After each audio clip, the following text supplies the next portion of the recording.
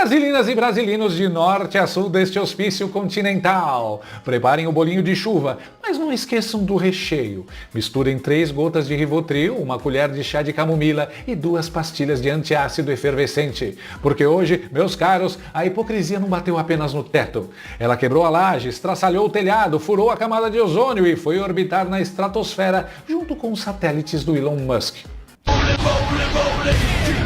Vocês se lembram? Puxem aí na memória recente as inúmeras entrevistas do nosso Stalinácio, o pai dos pobres, quer dizer, o pai da pobreza, onde ele batia no peito com aquela voz rouca de paladino da moralidade de botequim, dizendo: é importante que haja seriedade para que a gente possa investigar todas as pessoas que estão envolvidas. Todas as pessoas. Ninguém ficará livre. Se tiver filho meu metido nisso, ele será investigado.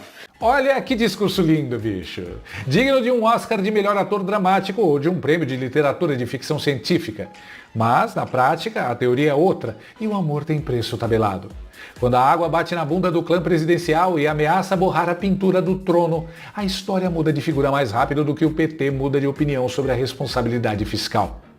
O que está acontecendo agora, mesmo nas dependências do Palácio do Assalto, desculpa, eu sempre erro, Palácio do Planalto, é digno de um roteiro rejeitado pelo Martin Scorsese por ser mafioso demais.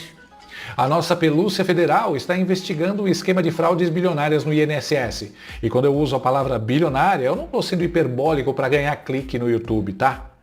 Estamos falando de um rombo criminoso de mais de 6 bilhões de reais. Um assalto que afetou diretamente o bolso e a dignidade de mais de 5 milhões de aposentados em todo o território nacional. Tem aposentado aí? É exatamente isso que você ouviu.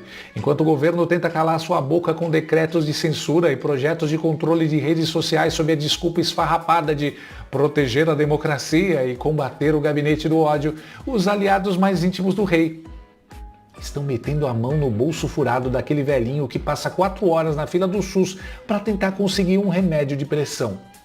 Nem os idosos escapam do apetite desse regime voraz, meus amigos. É o fundo do poço moral. É a barbárie gourmetizada com o selo do amor venceu.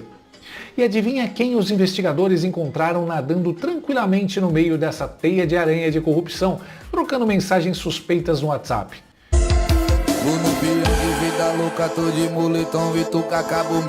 Ele, o herdeiro do trono, o gênio incompreendido da economia mundial, Lulinha, o filho do presidente. É impressionante como a genialidade para os negócios e o dom de multiplicar dinheiro do nada são coisas puramente genéticas nessa família. O DNA ali não carrega células, carrega CNPJ de sucesso instantâneo. Mas claro, como todo bom e velho esquema com a marca do DNA Tupiniquim, a peça principal nunca atua sozinha na Broadway da malandragem.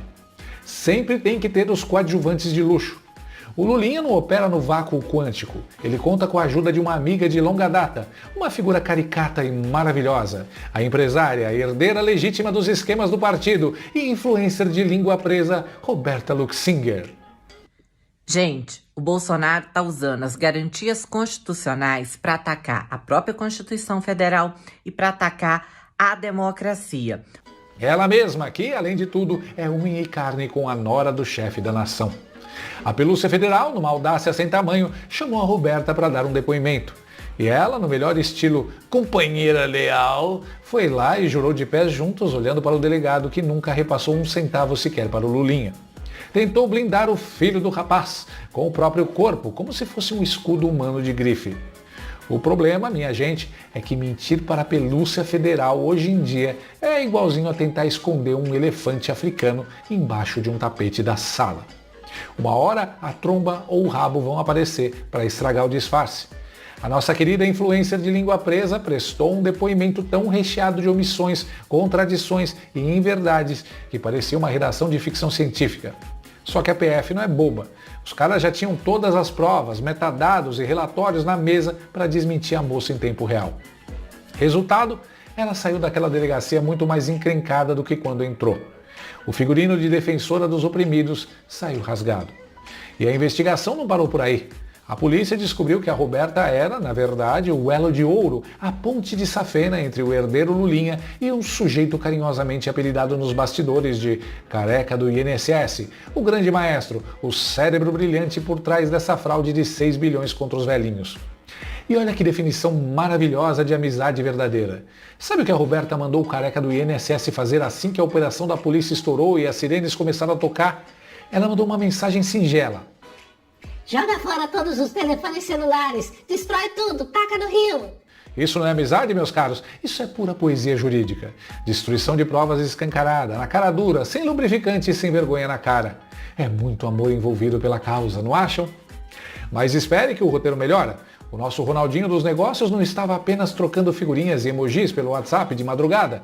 O Lulinha chegou a viajar de primeira classe para Portugal, porque ninguém é de ferro e andar de classe econômica é coisa de classe média fascista. Juntinho com quem? Com o próprio careca do INSS. E adivinha quem pagou o bilhete dourado da viagem? O careca do INSS. E qual era a pauta dessa conferência internacional de alto nível em terras lusitanas? Fazer sondagens e abrir caminhos para um negócio altamente lucrativo de venda de cannabis medicinal para o Ministério da Saúde brasileiro. Olha o nível, o requinte e a sofisticação do lobby. É o Estado brasileiro sendo tratado como se fosse um puxadinho dos fundos da casa da família real. Custa muito caro ser um cidadão brasileiro honesto, acordar às 5 da manhã, pegar o ônibus lotado e ter que pagar o imposto mais alto do mundo para financiar a impunidade e as viagens de luxo dessa trupe. Sai daqui, empregada. Tá querendo ouvir as conversas para depois me delatar. Aí eu te faço uma pergunta muito simples e eu quero que você seja honesto comigo. O que acontece hoje com um cidadão comum, um trabalhador de direita, se ele ousar dar um espirro mais forte perto da calçada do STF? É prisão preventiva na hora, multa milionária com o ministro Alexandre de Moraes digitando com ódio, bloqueio de contas bancárias, cancelamento de passaporte e perseguição implacável. Agora, quando é a patota do Planalto fraudando o INSS, lavando dinheiro e mandando destruir aparelho celular para apagar rastro de crime, o que a velha mídia faz? O que o consórcio de jornalistas amestrados faz? Passa pano com rodo industrial e desinfetante perfumado. Mudam o foco, falam do clima, falam do bicho da seda na Indonésia, mas não tocam no nome do garoto. Só que dessa vez a casa não apenas caiu, ela desabou feito um castelo de cartas no meio de um furacão. Vazaram mensagens absolutamente comprometedoras no celular dos envolvidos e a tensão dentro do Palácio do Assalto escalou para níveis estratosféricos. Segundo a Veja, a PF vem aprofundando a análise das mensagens trocadas entre Lulinha e investigados apontados como operadores do esquema de corrupção do INSS, entre eles o careca do INSS. Esse é o tema que mais preocupa o presidente Lula no momento. Segundo a Veja, relatos de bastidores indicam que integrantes da investigação sofreram uma pressão relacionada às apurações sobre o filho do presidente. O delegado chegou a sair da investigação por causa de pressões que recebeu. Parece que o foco mais sensível da investigação passou a ser a análise das mensagens trocadas entre Lulinha e integrantes do esquema investigado. As investigações estão avançando para a quebra do sigilo telemático. A Polícia Federal encontrou mensagens comprometedoras de Lulinha, o filho de Lula, com investigados pelas fraudes bilionárias no INSS. Essa apuração avança em sigilo, mas há suspeitas de uma possível interferência indevida no trabalho dos investigadores. Depois de meses analisando quebras de sigilo e provas colhidas na investigação das fraudes do INSS, a Polícia Federal colheu o depoimento da empresária Roberta Luchinger. Ela ficou conhecida por ser amiga de Fábio Luiz Lula da Silva, o Lulinha, filho do presidente da República. A empresária apresentou uma história inverídica diante dos fatos já colhidos pelos investigadores do escândalo do INSS. Tudo indica que os próximos dias vão ampliar a pressão política sobre o PT. O que a gente pode esperar para os próximos dias é que vem muita confusão do partido dos trambiqueiros. O desespero foi tanto que o termômetro do Planalto quase explodiu. Aquele discurso bonito do Lula de se errar tem que pagar virou fumaça de cortina de fumaça. Sabe o que o atual presidente da República, o homem que jura defender a Constituição e as instituições democráticas dia sim e outro também fez? Ele simplesmente operou nos bastidores, na calada da noite, para destituir e arrancar o delegado da Polícia Federal, que estava comandando a investigação contra o Lulinha. É isso mesmo que você ouviu. Não limpe o seu ouvido não. o chefe do executivo foi lá e trocou toda a chefia do departamento responsável pelos inquéritos dos crimes contra o INSS na mais absoluta surdina. Sabe qual foi o resultado prático disso?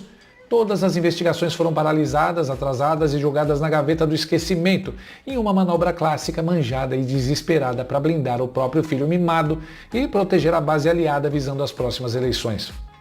Isso não é apenas uma atitude imoral e nojenta. O nome técnico disso no Código Penal é obstrução de justiça. Mas, para os deuses do Olimpo de Brasília, as leis são apenas sugestões textuais para os súditos.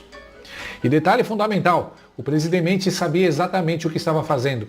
Ele não foi pego de surpresa, ele foi formalmente avisado de que mexer ali federia o país inteiro.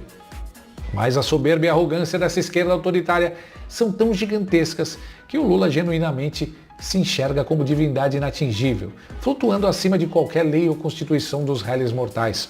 Nós queremos encontrar quem é o pilantra que aumentou o ovo tanto. Mas calma, não criemos pânico ainda. Respirem fundo pelo nariz e soltem pela boca. Antes que você desista completamente desse pedaço de terra chamado Bananil, rasgue o seu título de eleitor e vá procurar no Google passagem só de ida para Miami ou para qualquer ilha isolada no Pacífico. Nós temos uma pequena luz, quase um feixe de lanterna com pilha fraca, no fim desse túnel escuro e lamacento chamado Brasília. E se tem alguém hoje que tem o poder, o cargo e a caneta para botar ordem nesse galinheiro e fazer a verdadeira justiça acontecer, o nome dele é André Mendonça. Sim, meus amiguinhos, o ministro André Mendonça é o relator oficial desse escândalo bilionário do INSS, lá no Supremo Taiaiá Federal. Ele é hoje uma das raríssimas vozes verdadeiramente técnicas, lúcidas e honestas dentro daquela corte que mais parece um puxadinho de partido político.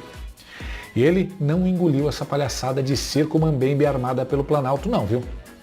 Segundo as informações mais quentes dos bastidores de Brasília, o ministro Mendonça percebeu a malandragem da troca do delegado no primeiro segundo e mandou um recado direto, sem intermediários, para 2 ministros de confiança do Lula, avisando em tom de alerta máximo.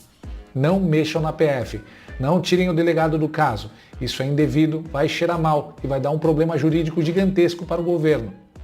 Papai, eu quero mesada.